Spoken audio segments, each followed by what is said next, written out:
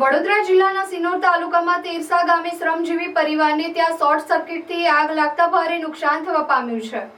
શિનોર તાલુકાના તેરસા ખાતે નવી નગરીમાં રહેતા સુનીતાબેન વસાવાના ઘરે શોર્ટ સર્કિટથી આગ લાગતા ગર્ભવતી સામાન તેમજ શાળામાં અભ્યાસ કરતા બાળકોના ચોપડાઓ બળીને ખાખ થઈ જતા તેવામાં શાળામાં અભ્યાસ કરતી વિદ્યાર્થી દિવ્યા વસાવા ધોરણ 8માં અભ્યાસ કરે છે તેમજ ખુશ્બુ વસાવા ધોરણ 5માં અભ્યાસ કરે છે। અચાનક શોર્ટ સર્કિટથી આગ લાગતા બાળકોના પુસ્તકો તેમજ એલઈડી ટીવી પંખા ઇલેક્ટ્રિક વાયરિંગ બળીને ખાખ થઈ જતા શ્રમજીવી પરિવાર પર આબ ફાટી નીકળ્યું છે।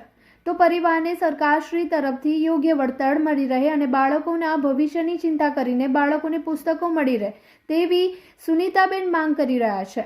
એકલવાયુ જીવન જીવતા સુનીતાબેન વસાવા પોતાની 3 પુત્રીઓ સાથે રહે છે। સરકારશ્રી તરફથી યોગ્ય સહાય મળે તેવી માંગ ઉઠી છે। છોકરીઓ બીમાર થઈ હતી ને તે બોમ્બ ચોપડા કરતી હતી ને એકદમ જ પંખો બંધ થઈ ગયો જોઈને તો બોરમાંથી ધુમાડો નીકળતો હતો। બેનશીટ બંધ કરીને નાખીને તો ઓટોમેટિક બધું હરગી ગયું, ટીવી ને એવું બધું। શું માંગ છે તમારી સરકારની? આ બધું હરગી ગયું, છોકરીઓના ચોપડા ને બાપડા છોકરીઓને ભણવાનું ચાલુ છે। આમાં એવું છે કે શોર્ટ સર્કિટ જેવું થયેલું છે। અચાનક એ ધુમાડા જેવું નીકળ્યું એટલે એ બંધ કરી દીધું, મેન સ્વિચ બંધ કરી દીધી હતી, છતાંય આ પ્રોબ્લેમ થઈ ગયો છે, બરાબર છે। અને ટોટલ લોસ જેવું થઈ ગયું છે, મતલબમાં બધી સર્વે ચોપડા બોપડા છોકરીઓને ભણાવવાનું આ તે બધું કંઈ રહ્યું નહીં અંદર ઘરની અંદર।